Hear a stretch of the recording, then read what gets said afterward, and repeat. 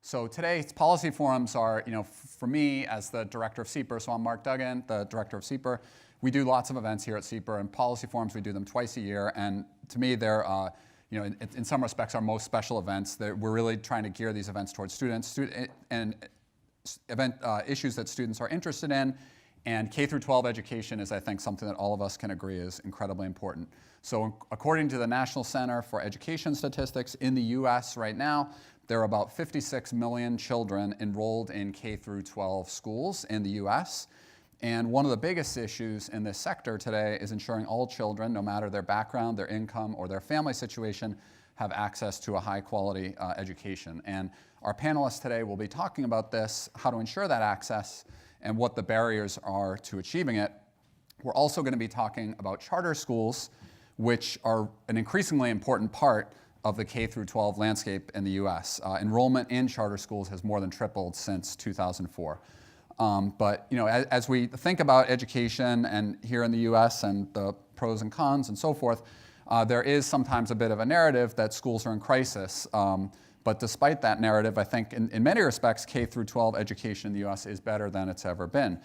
Kids are learning more kids are learning, and more kids are graduating from high school. New technologies are also changing the landscape of education and providing lots of data that policymakers and people on the front lines of schools can use to drive positive change.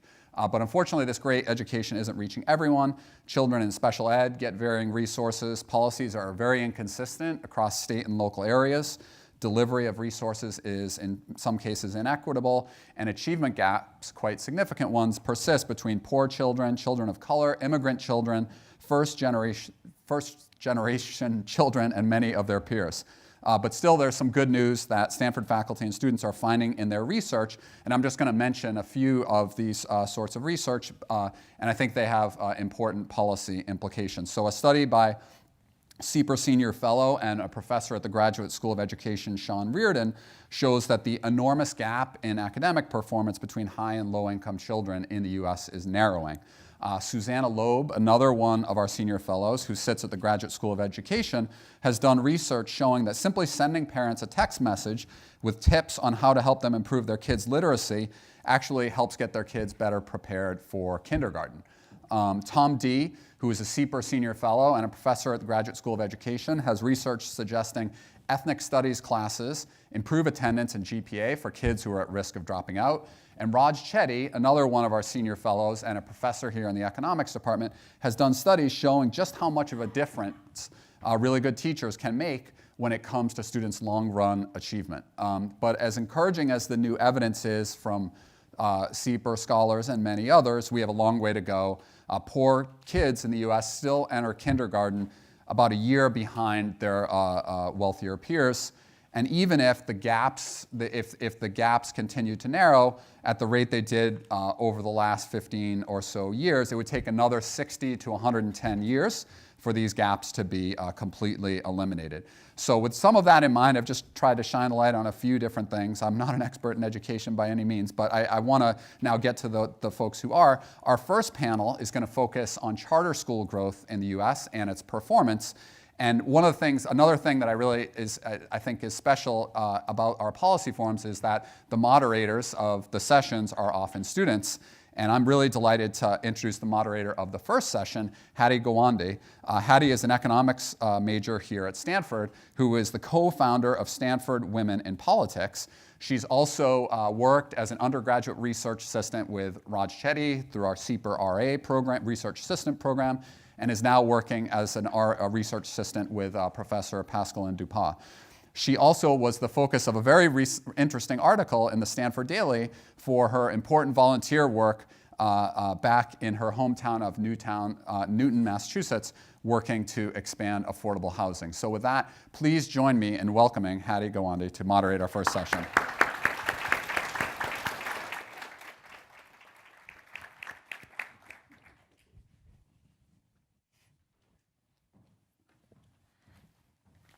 Thanks for that intro, Mark. I'm a little embarrassed that you went and looked up that article because I did not tell you that. But I'm here to introduce Macke, Raymond, and April Chou, who will serve as our panelists for this first panel. Macke Raymond is the founder and director of the Center for Research and Education Outcomes, otherwise known as CREDO, at Stanford University. She founded it in 1999. CREDO studies and reports are relied on by the US Department of Education, governors, state chief school officers, state legislators, the courts, other policymakers, and the media. Macke is a regular source for local and national media, including the New York Times, the Wall Street Journal, the Washington Post, the LA Times, and the Denver Post. So Macke will provide, I think, the academic perspective for this first panel. April is going to provide the practitioner perspective. She's the Chief Growth and Operating Officer of the KIPP Bay Area Schools, and she'll soon be transitioning to the Chan Zuckerberg Foundation as their VP of Education, which is super exciting. Previously, she was a partner at New Schools Venture Fund and also worked as a management consultant at McKinsey & Company. She also has deep Stanford roots. She holds a dual MBA and master's in education for Stanford University. So I just wanted to thank her for coming back, and I'm really excited for this panel. So I want to invite Macke up. She's going to be the first presenter, followed by April. Well, many thanks for the opportunity to be here today and to share a little bit of the work that my team has been doing looking at the performance of charter schools in K-12 education in the United States. How many of you know, remember, have seen those hidden picture 3D things where you have to stare at the screen for like ages and ages and then eventually something shows up? Raise of hand, right? Everybody knows those things? Well, I'm here today to tell you a story about the research quest that I've been on that actually is very much like those hidden 3D pictures. For the last decade, my team has been looking at the performance of charter schools around the country. We're very privileged that we can examine what happens to students in charter schools in 30 states. And we've been looking about whether charter schools are better than or worse than traditional public schools using a particular methodology. We'll talk about that in a moment. But just in the last year or so, as I have stared long and hard at the results, the scene has started to shift a little bit. And I'm getting one of those 3D experiences. And I wanted to share that with you today and share what my sort of new thinking is and where I think this might head. And I invite you afterwards to beat me up about this and tell me where I'm wrong so that I can get it better. So let's go. The bottom line here is that it's amazing to me that charter schools as a community of schools have actually managed to scale, grow the movement, as they say, but also to improve their performance over time. That's extremely rare. You usually get to go in one dimension or the other. And so I'm going to share a little bit about that with you. It's particularly interesting since charter schools are not spread ubiquitously across the country. It's really interesting to try to figure out where are they getting it right. And the real sweet spot for charter schools is to go into communities where they've been historically underserved for long, long periods of time, and go into the same communities and address the same students and create very different results for them. And so the opportunities that urban students have for advancing their academic preparation and their ability to take on what comes next is really noteworthy, particularly minority students and students in poverty. And what I really want to talk about today, the sort of bottom line for me is that we talk about the charter school mantra, flexibility for accountability, as though it's the starting point of charter schools. And the reason we say that is because they get relaxed treatment under state codes of regulation. They don't have to live up to the same requirements that traditional district schools do. They get that kind of flexibility. But the flip of that, accountability, is they operate for a fixed term, and at the end of that term, if they're not performing, they're supposed to be closed down. So flexibility for accountability. Everybody thinks about that as the starting point. And I want you to just hold that in mind, because I actually think that that flexibility for accountability is much more important than we've given it credit for. So I'm going to assume that folks here have some knowledge, but not a lot of knowledge, about charter schools. First charter school opened in 1992 in Minnesota. It was an opportunity for teachers to try to do new things in the classroom. Since then, in 44 states in the District of Columbia, more than 7,000 charter schools have opened. This year, there's more than 3 million students enrolled in charter schools. And as I mentioned earlier, this flexibility for accountability is actually embodied in the state legislation Every single charter operator has a contract, and they are overseen by an organization that is stipulated in law called an authorizer. And that authorizer has responsibility to give permission for charter schools to operate and must review them, monitor them and review them, and declare them ready for renewal at the end of their term. Okay, so the authorizer turns out to be the piece about accountability, much more so than state accountability policies. So now we're going to get a little bit technical. This is only going to take a minute. It won't be too painful. For those of you who don't study education, we make a distinction between achievement and growth. Achievement is a measure that's taken at a point in time about what kids know. And typically the way that we do that is we give them some kind of a test where we can make comparisons between students, right? And that's a good thing. It's helpful to know how much kids know at various points along their education. But the problem with achievement is that it actually blends a lot of different influences. And so it's very difficult to use achievement as a measure of how schools are doing because it assumes that everything else is constant across kids. And we know that that's not true. Kids come from different family backgrounds. Kids have different individual endowments in terms of how much they take to schooling. We think peer influences might be different. And we know that prior education may be a factor in what kids actually know at a given point in time. So you can't use achievement to measure the impact of schools. Instead, what we want to do is we want to look at growth. How much progress does a student make during the course of a year when they're enrolled in a particular school? And the reason we can do that is because essentially you've got two achievement scores, which means you've got this rich soup in both of these, and they cancel out. And you can isolate the effect of what a school contributes to a student's progress. So we look at academic growth. And somehow my slide is screwed up.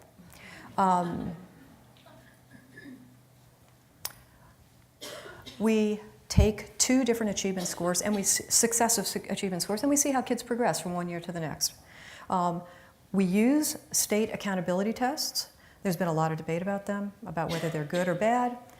We think they have advantages. One, they're available to researchers. We like that. They have pretty ubiquitous coverage. Usually about 96% of students take the tests. They're consistent. And what they measure pretty accurately. And yes, there are some downsides because they don't measure every single thing that a kid learns. Understand about that. We understand that other outcomes are important, but it's not to derail the information that you can get from state accountability tests unless you believe that all those other forms of learning are completely orthogonal to academic progress. And we see in the data that we have where we're able to look at other outcomes that that's not the case. That in fact these other things that you care about, social emotional learning, progress towards graduation, positive peer effects and so on, they're actually correlated with student growth. So we're very comfortable using student growth as our measure of the way schools contribute to students' progress. So the way that we do these studies bears a little bit of mention here. We mentioned earlier that charter schools are not ubiquitous around the country. They tend to be clustered in particular communities.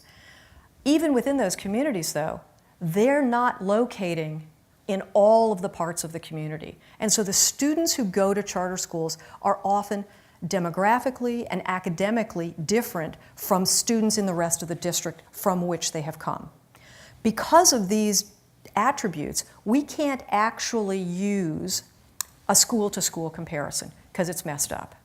So what we end up doing is finding on a student-by-student level a student in a charter school and students who look exactly like them in a traditional public school, including what their baseline test score is. And we call them twins because literally on paper they are identical. And then we follow them for a year to see what happens in the traditional public school for all the twins and the charter school student. And all we do is average these to get what the typical progress would be for that kid with that starting score in that school. Okay? It's called the virtual control record. Happy to bang on that with you in the Q&A if you want. I can't believe you would want to, but okay. But the point here is that it's always a twin study. So we're always comparing what happens to a charter school student to his identical twin in the traditional public school setting. So it's always relative to whatever the traditional public school posts. Clear? Excellent. All right, so we've been doing this for over a decade. And let me just ask a question. How many people wake up every morning thinking in standard deviation units? One person, okay? I like you very much. See me later. We know that people don't think about standard deviations very much. And so we've done a transformation. And the transformation is this. We treat an average year of progress in a traditional public school as 180 days of learning. So the kid at the median, year after year, that's 1 year of learning. We equate that to 180 days. And then we say, okay, well, is the charter school doing better than or worse than that 180-day standard? We express that in days of learning. So if a charter school is doing better than the local option, it's like they're getting additional days of learning. And if, like 190 or 210 or whatever, and if they're doing worse, it's like the kid only went to school for 160 days or 172 days or whatever, okay? So I'm presenting here the findings of 3 of our national studies. And what you'll see here is that as we have increased in time, we've been able to expand the coverage of our work. We now are in partnership with 30 states. And out of that, we've been able to cover 45 different urban areas. What we found in 2009 was that charter schools were not doing as well as their traditional option on average. They were losing 7 days of learning in reading, and they were losing 21 days of learning in math. These are not trivial effects, right? Both of them are significant. But by 2013, we see that in fact the sector as a whole not only has grown in terms of the number of schools, but the effects are positive too. So now we've gone from -7 to +7. That's a difference of 14 days in a very short period of time, 4 years. And we've closed a 21-day gap from -21 days of learning to 0. That's pretty impressive. Well, we were impressed to figure out where was that happening. So we went and looked at the urban areas that we had coverage of. And 2 years later, we found strongly positive results for kids in urban charter schools. These are kids who are low income. These are kids who are a minority. These are kids who have had long periods in community where the schools are not serving them well. So part of the answer here is that the counterfactual is so crummy. But part of the answer here is that there is a huge advantage that charter schools who have chosen to locate in these areas and have decided that they will use their flexibility to create learning environments that are appropriate for those kids, they're getting huge effects. And that's a really exciting finding. 65% of charter schools are single mom and pop independent schools. That's a pretty staggering thing. They're opening a school and they're operating it year after year after year just on their own. But a third of them are organized into charter school networks, such as KIPP, such as Success Academy, you might have heard in New York, such as Green Dot in Los Angeles, and others around the country. And we've done 2 different studies about whether charter management organizations are effective or not. We found in the first study that they were positive in reading and not positive in math. And in the second study, we found that they were positive in both subjects, both relative to independent schools and also relative to the traditional public schools that they compete with. And so the insight here is that as charter management organizations have grown and have scaled, they have improved their performance overall at the same time that they've been able to grow. This is a pretty important finding. So how do we so all of these differences are estimated at the average. We're giving you the typical charter school student versus the typical traditional public school student. And that's the basis on which policy decisions are made. But there are lots and lots of things that might help explain why those differences are the way they are.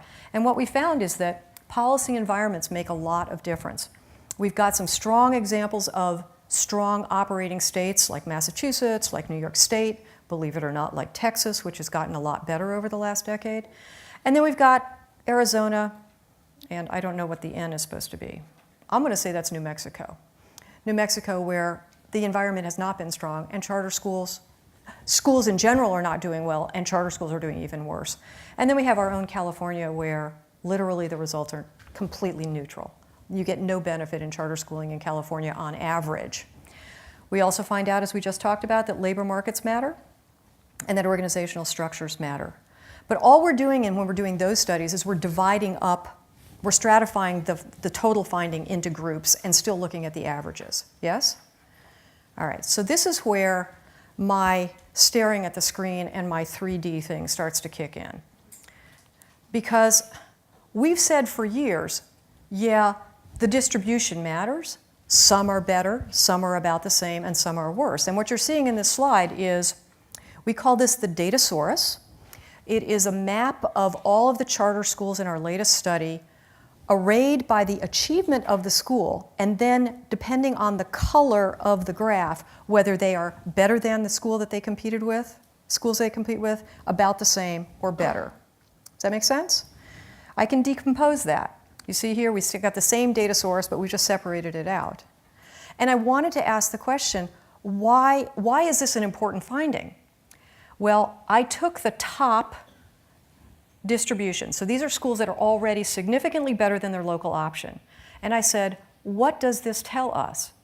And so I took 2 different points. I looked at how many schools in that top category were above the mean, and there were 553 of them. And I said, okay, well, maybe above the mean isn't good enough. What about at 0.2 standard deviations, which is roughly at the 68th percentile of achievement and above? And I found that there was 367 schools that met those criteria. That, folks, is what we call an evidence proof. That no matter, these schools, I dug into it, these schools are largely urban. They are largely serving underprivileged populations, challenged populations. They have the same or better, larger proportions of ELL and English language learners and special education students. And yet they're able to get these incredible results. That is an evidence proof that resources can be reallocated effectively, and we're not paying attention to this. Let's look at the next one. The next slide is all the charter management organizations that we've been studying. Once I got to the data source on the full school side, I said, well, what about CMOs? And it turns out that across the country, using the same test, only the significantly better than, and only above the mean of the state, or at 0.2, 67th percentile or better. There are 57 networks around the country that are better than the average, and 32 of them that are better than 0.2, excuse me. These represent networks of dozens and dozens, and even in the case of KIPP, 200 schools across the country, which means not only are they getting it right at the school level, but they've learned how to scale getting it right. So even as they grow, they're able to keep a really high quality in the schools that they open anew. This is a huge finding for not just the charter school movement, but also, and here's where I started thinking about this. What is it that's causing this? Everybody's been running to studying the schools. April can tell you there are people coming through KIPP schools every single day with a magnifying glass saying, what is going on here? And at the bottom end, what's going on with the authorizers? Why are we not seeing more out of them? But what I ended up doing, and here's where my 3D comes in, I actually think it's the policy itself of flexibility and accountability that is exactly the answer that we've been looking for. It's an opportunity to allow very, very close to the ground allocation of resources and modification of a program in real time. So it's not just at the front door you get flexibility and accountability, but it gives schools the opportunity to tinker around and try to change their model in a way that district schools are not allowed to do. And given that flexibility, you get an entire portfolio of quality in the response. And that's where the accountability piece comes in. And I will admit, authorizers across the country are not doing a good job of closing down the schools that are underperforming. They're just not facing the political will, and we have to figure out a way to hold them accountable for holding schools accountable. But at this point, I'm very enthusiastic about the fact that the major driver of the successes that we're seeing isn't necessarily location in an urban area or the human capital recipe that a particular school uses. It's the incentives that are created by the framework. And it makes me wonder, there's nothing inherently charter about that framework. We can make it happen with district schools, and we can make it happen on a volunteer basis if people want to opt into it. In California, they're allowed to do that. And at the moment, given the conversation that I've been having around the country, there are actually several states that are considering offering this kind of opt-in program to see if, in fact, district schools would respond in this way and whether the results would be equivalent. So I'm very excited about this, and I'm just leaving you with the idea that perhaps the policy is the way forward. Thank you. As Hattie mentioned, my name is April Chou, and part of my goal here today is to illuminate a little bit of what Macke just described, but what it looks like from a practitioner perspective, and in particular, what's happening on the ground. I have the great pleasure of having been affiliated for some time with KIPP Bay Area Schools, which is located here in the Bay Area, and I want to tell you a little bit about our organization. Again, as Macke mentioned, our schools, like many of the charter management organizations that have emerged, are very much focused on closing the achievement gap and preparing students who will often be the first in their families to go to college to be prepared for that. And so we're very intentionally, continually looking for neighborhoods and communities within neighborhoods where the traditional schools have not been serving this particular group of students well. Just to put it in perspective and to give you an idea of the organization that I'm going to talk about, which is deeply local, here in the Bay Area, KIPP has 12 schools. We're serving about 5,200 students, and we're now operating all the way from transitional kindergarten up through the 12th grade, as well as offering a KIPP through college program, which I'll talk about in a little bit. But what is interesting about the way KIPP is structured is that we are, as a local organization, located and based here in the Bay Area, and we're a separate 501c3, which means we're a nonprofit organization run locally. We have a local governing board. But we also have the great benefit of being affiliated with this national entity called the KIPP network. And we have what we consider to be KIPP cousins and KIPP sister schools across the country. Just to put it in perspective, today there are 209 KIPP schools across the country serving 90,000 students every single year, and continuing to grow. We have the unique benefit of, given this dynamic that was just described about flexibility for autonomy, we have a deeply local organization, but we have the benefit of being affiliated with a national organization where we can draw on resources, do things like shared research, compare data across our schools, look at information from our families and our students, and towards the end of sort of continuous improvement for our schools. One of the things that people ask us oftentimes is sort of, what is the secret sauce? What is sort of the silver bullet? And our answer to that is there really isn't any one thing. It's an incredible amount of focus on many, many different things. But what we've tried to do is to articulate a little bit about what are some of the things that make our schools a little bit different, or where are we focusing on as part of our model to really help to get to the student achievement results that we'll talk about in a moment. First and foremost, our schools have what we consider to be very high expectations and an emphasis on results. What this means is not only a belief that every single child can learn independent of where they're growing up and what their situation is, and that's very different than where we were a couple of decades ago when I first started studying education, and there was sort of this belief that the overwhelming effects of poverty were so great that there was a group of students that for some reason or other could not learn. We have demonstrated that is categorically not true.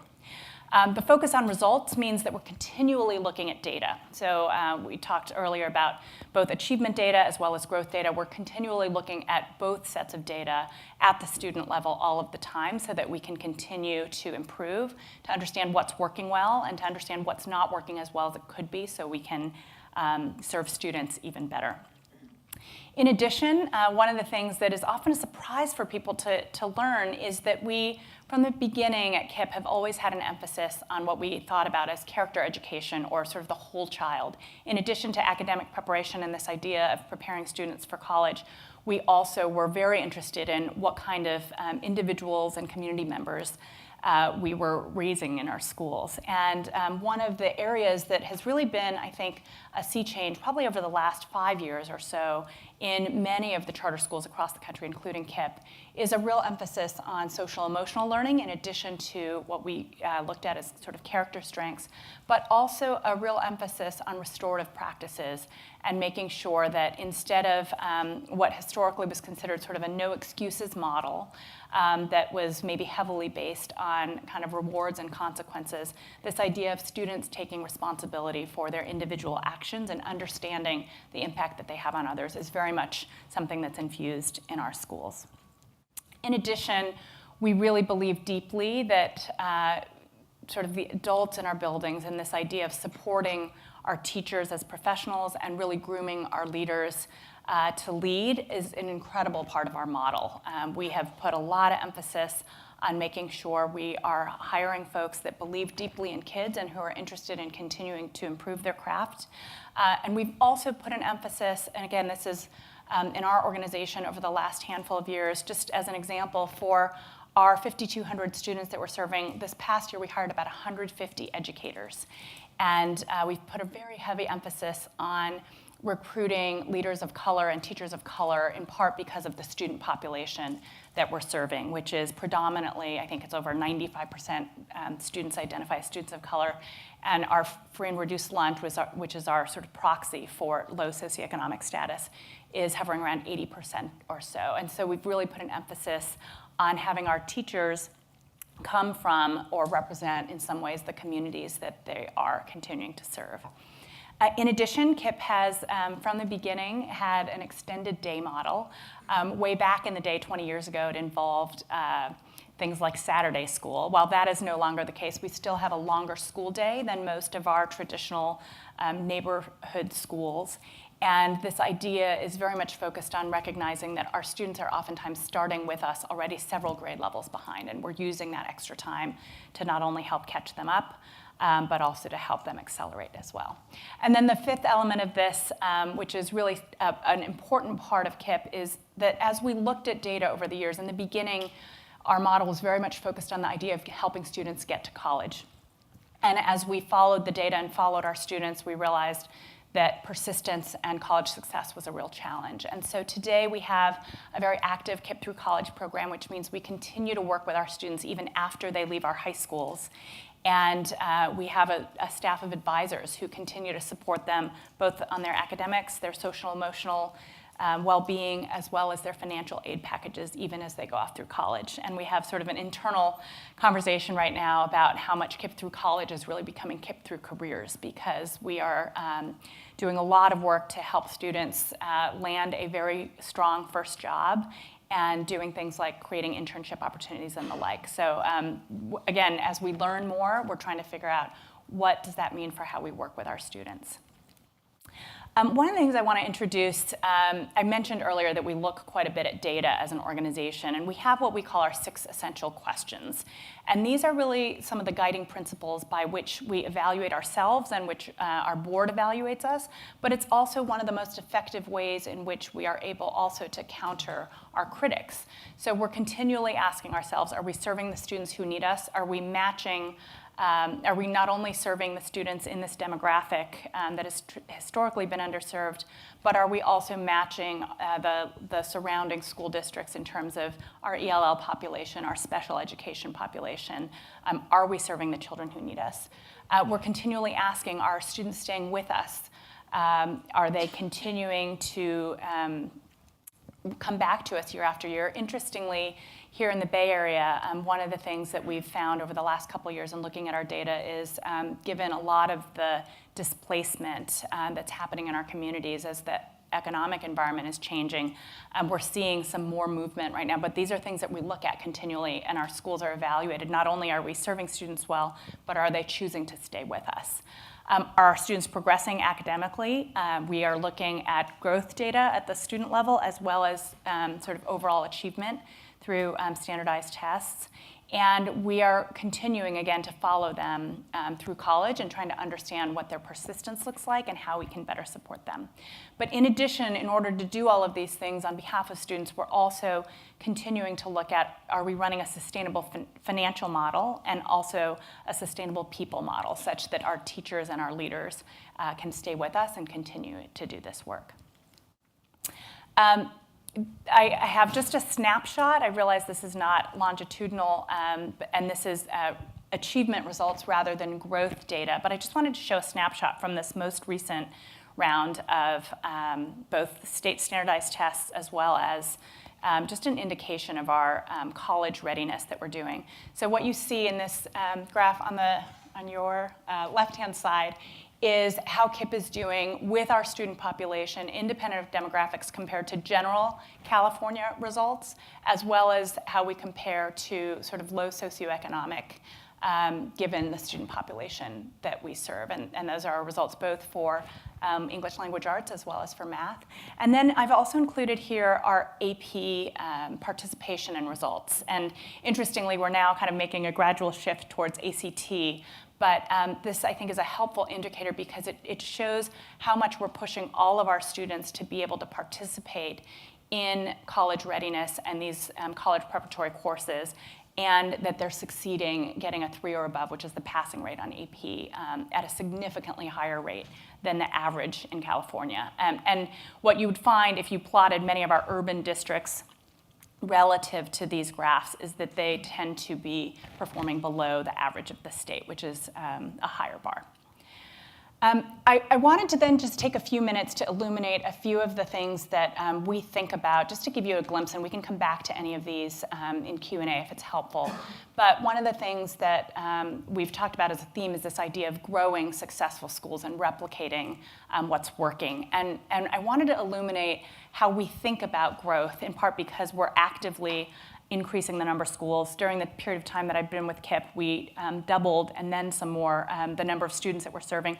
But we're very thoughtful about the variables that we consider. I'm going to read some of these because I know the print is very, very small. But the first question that we always ask is there a need? And that need is based on what are the market dynamics in a particular place? How are the traditional schools doing in serving students? Is there a growing population of students that we're interested in supporting that are going to be in this particular community?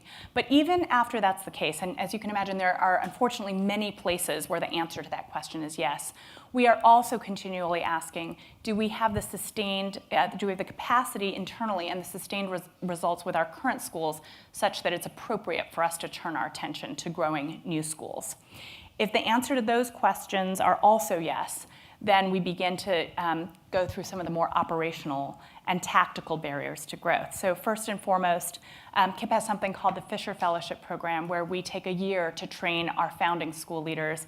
They get to experience a combination of kind of academic and leadership and management preparation, residencies where they're working with high-performing schools across the country, as well as working on a school design plan that helps to kind of create the vision and all of the details to launch their school before they then come back into a community to recruit teachers and to recruit families.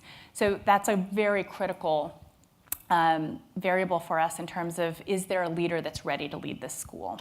As a charter school, we're public schools, and our schools are publicly funded and sustainable once they reach full enrollment. But there is a significant outlay of initial investment in startup costs, especially because we don't have, before we're fully enrolled, we are still paying for a lot of the fixed expenses that we have in a school, but we also, things like facilities and the like, which are cost neutral to traditional schools, is not the case for charter schools, which I'll touch on in just a moment. Are we able to secure a charter, and are we able to secure a facility?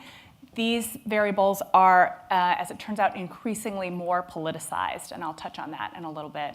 And then finally, if we make it through all these gates, we ask the question of, are we able to recruit the high-quality teachers that we need, and are we able to recruit the students and families to join the school? So again, just a little bit of a snapshot. I'm happy to come back to any of this in a little bit.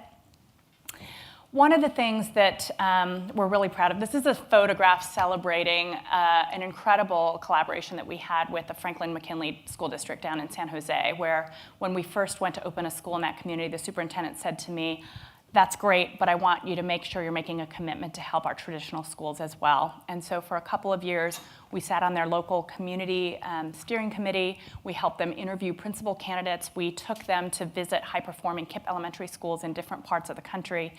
And as a result of helping them to reconstitute 2 of their schools, one of the things that came to pass, in addition, was a long-term facilities deal where we ended up having a 40-year lease where we built a brand new school adjacent to one of these schools that we helped to reopen with the superintendent. So this is an incredible celebration. It just happened a couple months ago where we were opening sort of a ribbon cutting for this building. And my boss, our CEO, Beth Thompson's in the photo. The superintendent in that district is in the photo. There are a bunch of community members and founding teachers and students. That is an incredible example. Unfortunately, it is increasingly less common to be able to have that kind of creative collaboration with districts, in part because our politics are getting more and more complicated.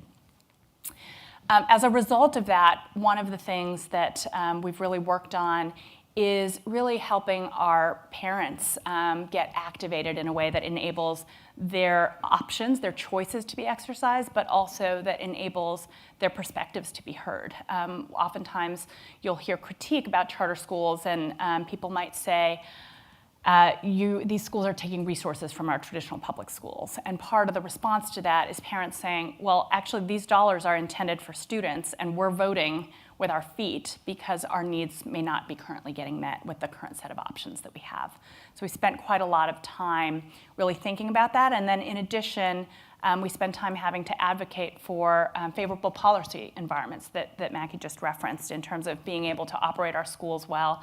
And then this year, for the first time, we really ended up advocating on the Hill across issues, not just for charter schools and for replication funds and the like, but also to support our students, many of whom are dreamers. One of the things that keeps us up at night, I just wanted to touch on is talent really fuels our success, and we invest deeply in our people, both in terms of the way in which we recruit them, but also the way in which we onboard them and continue to support their professional development. But it is one of the things that in an environment where there's a teacher shortage, certainly here in California and many places around the country, it's something that we think quite a bit about and have lots of questions about alternative forms of teacher education and lots of questions about traditional forms of credentialing and barriers to great people being able to teach here in California. And then facilities is something that, unfortunately, we spend a lot of time thinking about because unlike a traditional public school, charters often do not have a building that comes alongside our schools when we open.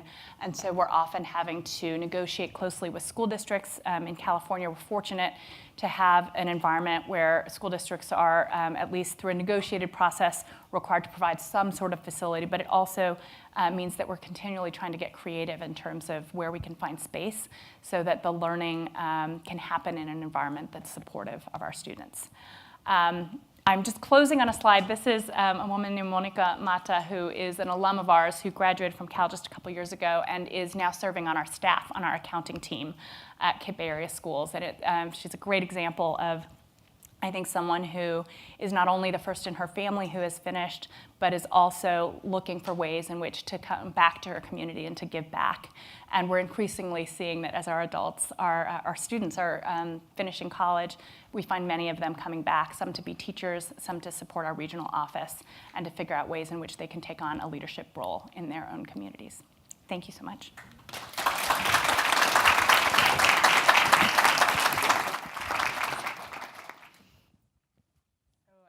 Thank you both again for joining us.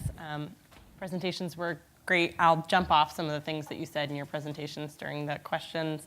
So we'll do some moderated Q&A and then audience questions.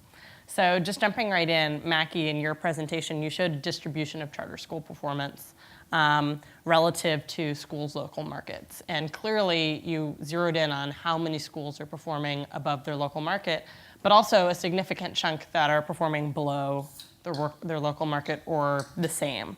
And so I was wondering if you could elaborate on some of the common features on the management and pedagogy side that are features of unsuccessful charter schools. And then April, maybe you can jump off that and talk a little bit about how KIPP avoids those mistakes.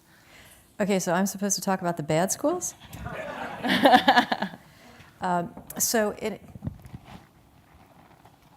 There isn't any particular special formula on how to fail.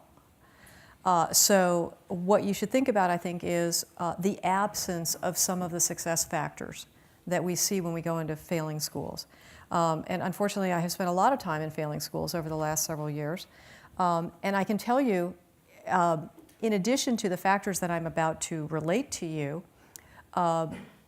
there is just a vibe. I can't describe it any other way, but there is a vibe when you walk into a school that is not functioning well. It's kind of like visiting the Death Star, or the Tolkien trilogy where you go to the Badlands or whatever it is. There is just a sort of a depressing atmosphere, and it is almost palpable. You can almost cut it with a knife. And then when you dig in, you see things like the school leader doesn't have a coherent vision for the school. They spend most of their time actually in their office doing paperwork. Or the teachers don't feel as though they actually believe the principal is with them, or they don't believe that kids actually can learn. They don't have the high expectations that we were talking about before. There are no regular routines. I hate to say it, but kids need a lot of structure and routine, and there are not regular routines. You'll see schools that just changing classes, or the beginning of the day or the end of the day, are just complete chaos. And it doesn't have to be that way. And what you end up with is a sort of an accumulation of these small cuts that creates an environment where kids are not supported, teachers are not supported, the principal thinks all they want to do is get to Friday. And the accumulative effect of that is the school's not doing well for anybody. So talk a little bit about what those successful factors are. So I think she's going to talk about that. Go for it. Well, I would say, one of the hallmarks, I think, at KIPP is that the organizational culture overall is one of continuous improvement, that we're continually trying to look at what's working, but also what's not, so that we can make not only micro adjustments, but big adjustments when needed. But I do think the culture that is created, so one of the things that and by the way, I invite all of you to come visit a KIPP school. Our doors are always open. But one of the things I think that one sees when you walk into a KIPP school is very consistent culture, almost anywhere in the country. Even though these schools have different school models, they have different sort of visions about the different ways in which things are done, what you'll find in common is very strong culture in a way where there is, and just to kind of complement what Macke has said, a leader with a very clear vision, a sense of all of the adults and the kids in the building having a very clear sense of purpose about why they're there, and really this idea of working together to be able to meet that goal. Our schools tend to have a lot of observation, so there's not this notion of like an individual teacher in a closed classroom. It is very much teaching in teams, having a principal or an assistant principal continually in the classroom observing and providing feedback. And I think overall, that coupled with the emphasis on data and looking at what's working and what's not and being able to make adjustments is a big part of what helps our schools to be successful. Can you give me an example of one of those adjustments that KIPP's made after sort of looking at the data and realizing that something might be going wrong or can be improved? Yeah, well, one of the ones is something that I referenced already, which is historically I think we had pretty formal and strict disciplinary structures that were more what are incentive-driven type practices about if you do well, you get these credits, or these you're earning KIPP dollars towards something. If you do something wrong, you're getting demerits, you have detention and the like. And the shift towards a much more restorative approach to discipline is an example where I think we've been learning from the field and trying to put into practice something that is different from how we started.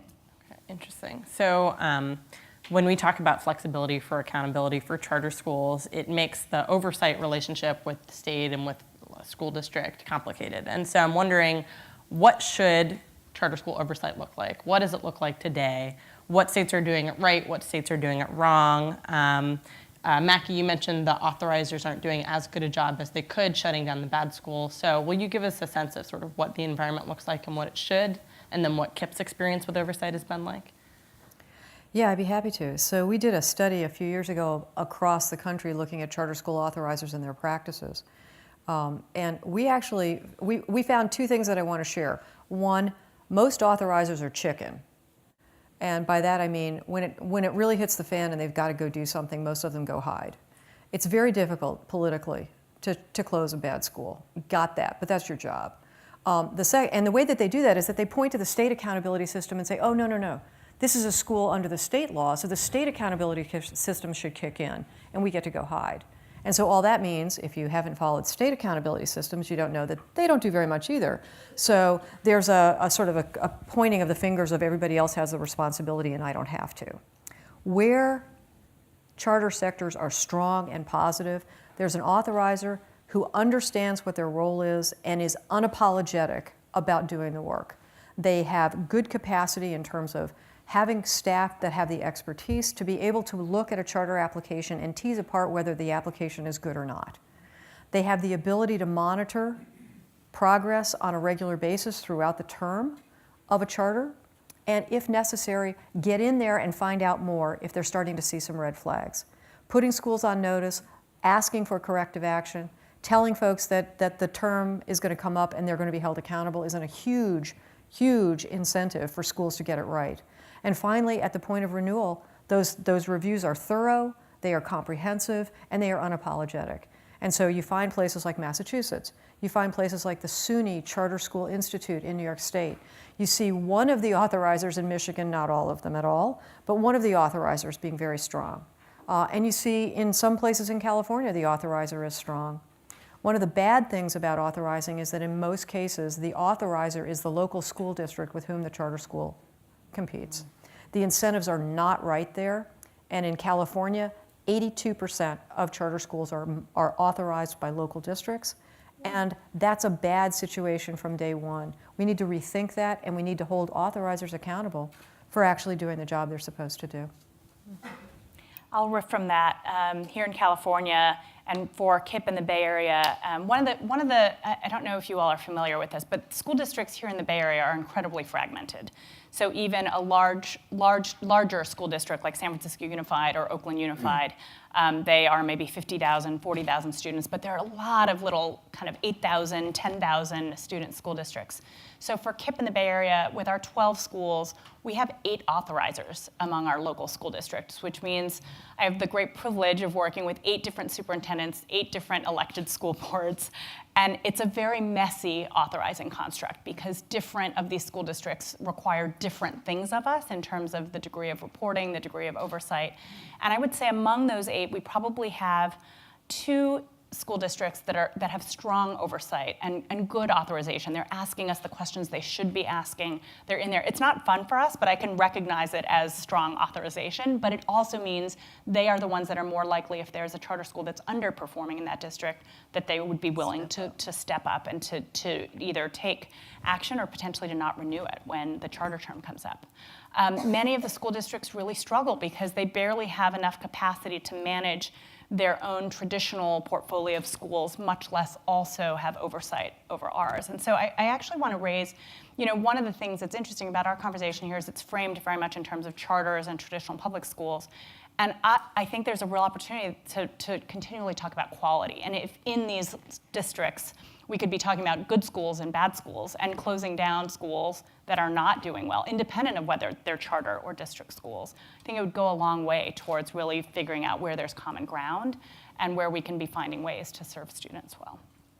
So, April, you mentioned this in your presentation briefly, but one of the most potent anti-charter school arguments is that charter schools take funds from the surrounding school districts to the detriment of student achievement at neighboring schools. And this was probably the most sensational argument that was made in Massachusetts when there was the anti-charter school campaign.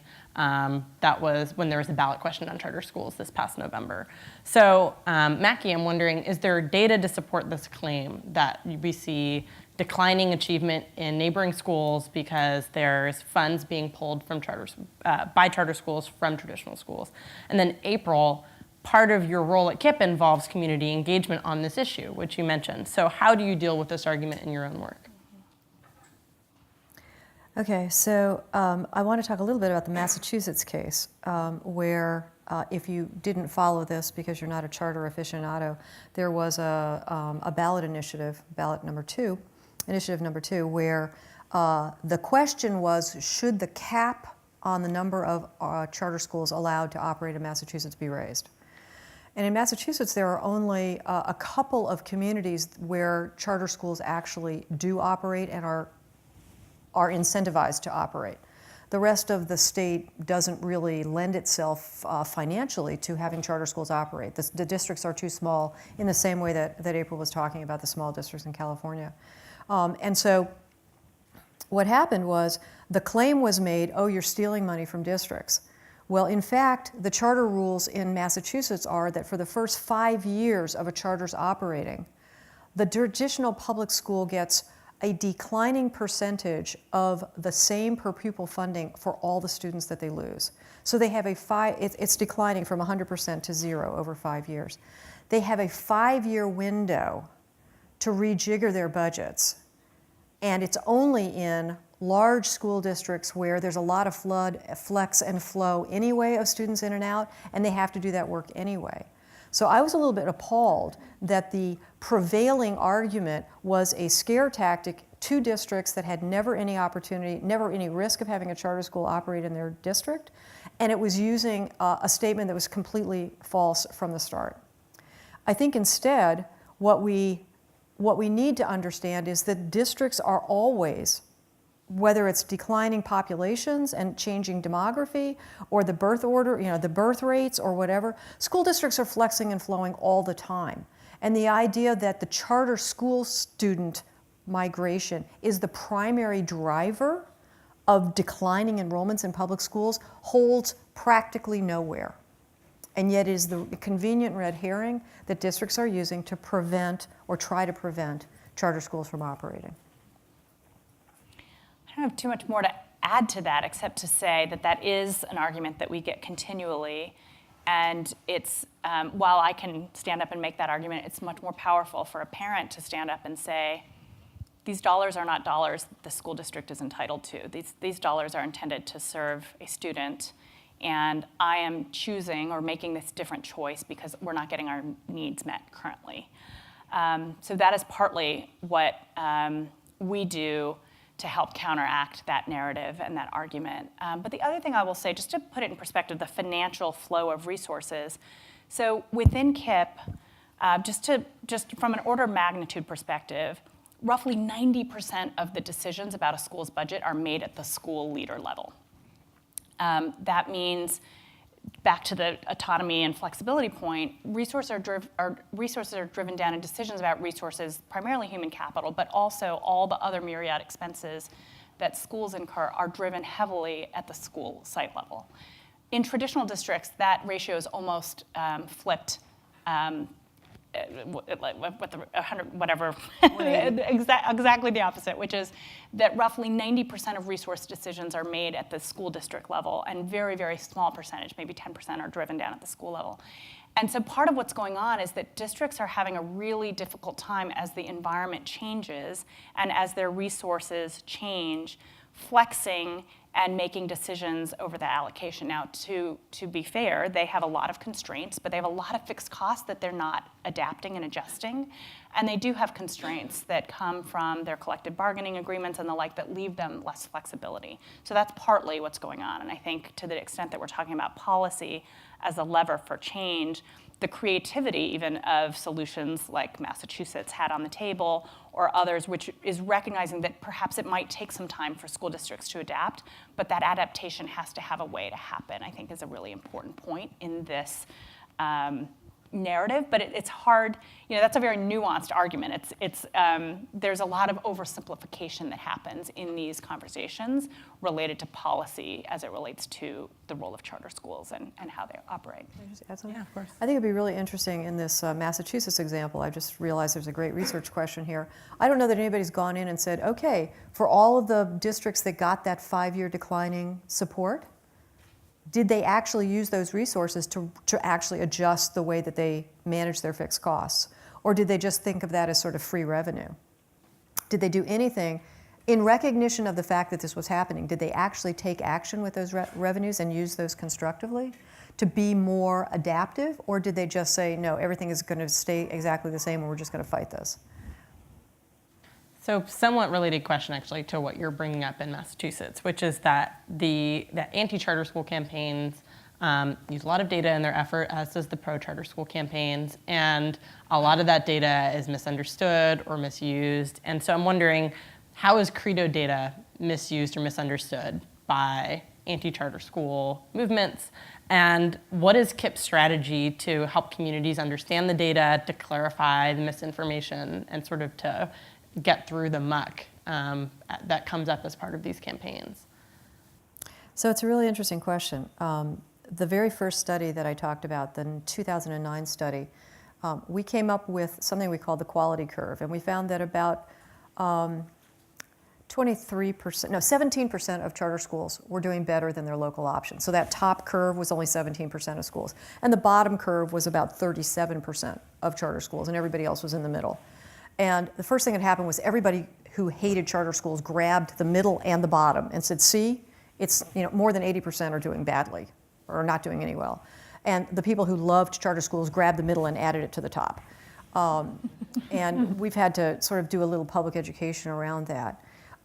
What I think is more interesting to me is that the opponents of charter schools are a weird bunch, and they don't understand how fickle their behavior is, or they don't care, or they think people won't notice. Because in any given study, if the result that I come out with, my team says charter schools are bad, Credo is great. We are the new favored nation, right, of the opposing camp. And then the exact same methodology will be applied to a different setting and get the different answer, and all of a sudden we're from the devil, right? And so we figured out that in doing this work, we are in the middle. We're completely impartial to the politics of it. Our job is just to put out the numbers and let the fight happen the way it's going to. And then we have a little list about who hates us this week, and it's depending on what the last results are. And our friends and our foes change camps all the time.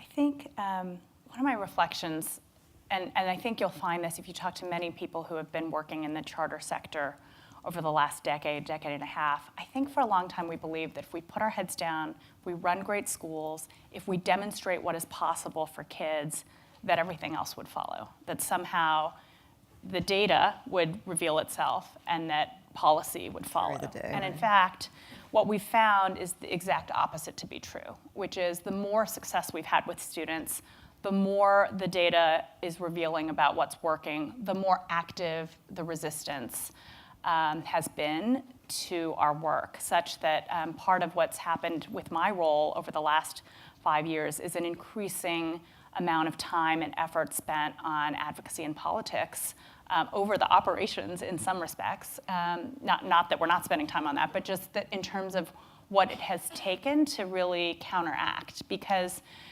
it turns out that, I think KIPP used to stand up and show data, and we sort of, it was a very, what we thought was of a rational argument. And in the political arena, these actors and players are acting based on data, but they're not acting based on achievement data. They're acting based on calculations about how their constituents are going to react and respond, and that there are an active set of organized interests that don't believe in charters that are very active politically. And so there are a lot of these other variables at play in terms of creating the operating environments for these schools that actually aren't, it's sort of the data is almost, sadly, not that relevant to the political arguments at play. So I think that it actually has to be a floor. There has to be a floor of data that everybody accepts and then has their fights on top of that. So I actually think that the data that you produce and that we produce serves a useful purpose. But let's be clear here. We're talking about a monopoly that's been in place for over 100 years. And we've got a classic new entrant problem where the new entrant is coming in and is serving populations that would not normally be served well by the monopolist. The monopolist initially says, oh, I don't care, they're not that great anyway, we didn't really want to serve those kids anyway. And the more incursion, the more the market share goes to charter schools, and the more success that they're able to demonstrate, this is threatening the structure of the monopoly. And so as you get better at what you do and as you grow, you are more threatening to the monopolist until there's a point where and the resources don't change at the monopolist until they absolutely have to. They will not change until there's an existential threat, okay? And my theory here is that we are getting close to that. They will fight you on every other front they possibly can in order to preserve not changing. But as you continue to be successful and as more and more people understand the success, there's less and less support for the monopoly, and the monopoly eventually has to change. I'm very much looking forward to the next 5 years because I think it is inevitable that in some parts of the country we're going to see major adaptation at the district level, and they will not use charter schools as the excuse at all. They will have seen the light, they will, I don't know what, but there will be some new transformation, but it will have been driven by all of these pressures that you and your colleagues are creating. And hopefully that transformation will focus on serving students well. It better. So I think that's a perfect note to wrap it up on. Thank you both for so we're gonna do audience questions next. Don't worry, we'll get to the audience. I just want to thank you both for having this conversation with me, ending it on an uplifting note, Macke. So just gonna open it up to the audience and we can call on people. Yeah, do you guys want to start in the front? Hi, I'm Trevor. I'm a student in the economics department, PhD. I'm grateful that we had a bit of time to talk about charter authorizers. I'm from the state of Michigan, where authorizers, well, you noted one, I'm not sure which one you like, that's doing well, but there are many charter schools that maybe are not performing so well, and accountability standards are not what people might be thinking of in California. And so I'm curious if you could comment on both what kinds of standards for disclosure or accountability you think are most effective, and also what you've seen that creates political will that can force operators to close schools that aren't performing so well. Yeah, so interesting question, thank you. The one authorizer I was talking about was Central Michigan University. So part of the flexibility, I think, is freedom from what I would call onerous monitoring. That doesn't exempt charter schools, which are typically opened as nonprofit organizations, from the same rules and regulations about transparency and financial disclosure that any nonprofit faces.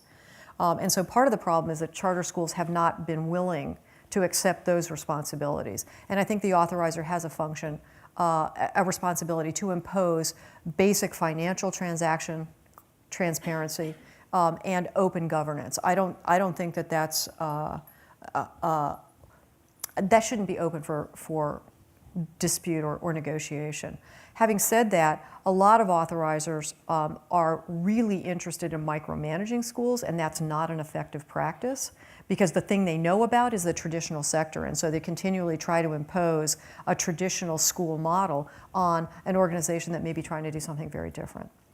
The political will, I think, is actually a long-term vision that says, I may need to do something painful now, but I'm going to be opening a space for another provider to come in. And even if the traditional public schools are not serving students well, they're operating under a different bargain.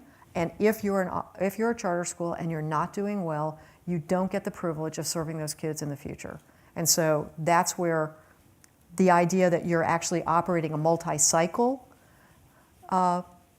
game is where I think political will comes from. And if you talk to the authorizers that do well and have strong portfolios, they talk about the fact that they take the heat now because they can bring in somebody better later. Looks like we have another question right behind, yeah. My name is Macke. I'm proud principal of East Palo Alto Academy. We are a dependent charter, and before that I helped open a pilot school in Massachusetts, so that's sort of the gray area in between. So my question is, if you looked into that, I don't know if KIPP has any dependent charters, and if you have any idea of if that's where a pendulum might swing, is sort of this gray area in between the two. Yeah, we have actually looked at dependent charters. There are two different kinds of dependent charters, so I'd be really interested to hear which one you are. We see that they're sort of bimodal. There's the dependent charter that is basically teacher-driven, that says we're going to leave the district and open a charter school all by ourselves and we'll leave with our students, thank you very much. And the district says, oh, no, you can be a charter school, you get flexibility, but you'll still be part of us. So that's one story. The other dependent charter is what we call the twin star problem, which is a district intentionally opens a charter school for the purposes of opening the back door of their schools and exiting all of the bad kids. And the deal is, you take those kids, we'll never shut you down. We'll never shut you down. And now all the good kids can continue to be served by the district schools. And we see in those places that the kids who go into those district schools, the dependent charter schools, have a much lower academic growth, even when you adjust for pre-post placement, and those kids have a much, much lower progress rate towards graduation and everything else. They end up sort of fading out.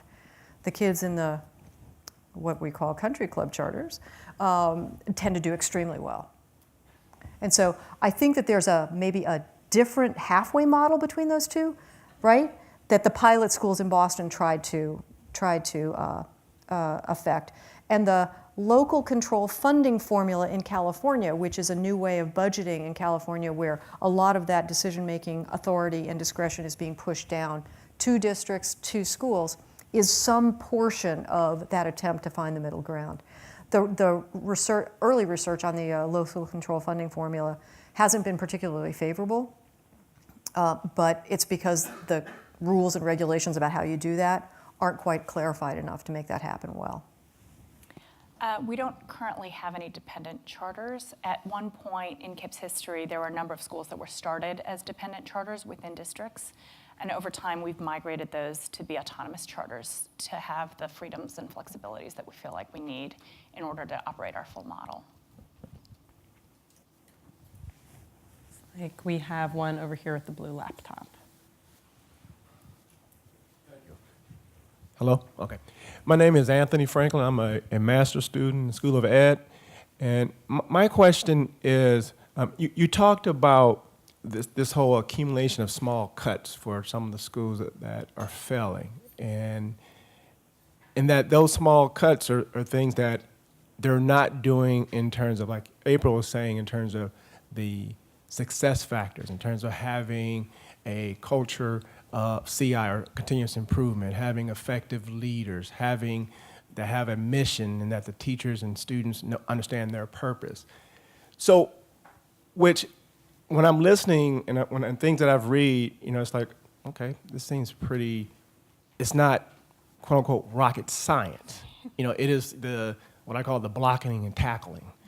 And so my question is, because charters are still have a small footprint in the whole public school, in terms of number of public students in the country, why is it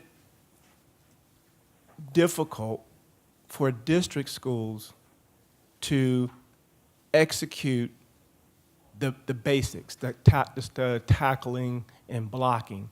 Because it doesn't seem like it is extremely complex. It may be difficult, but not complex.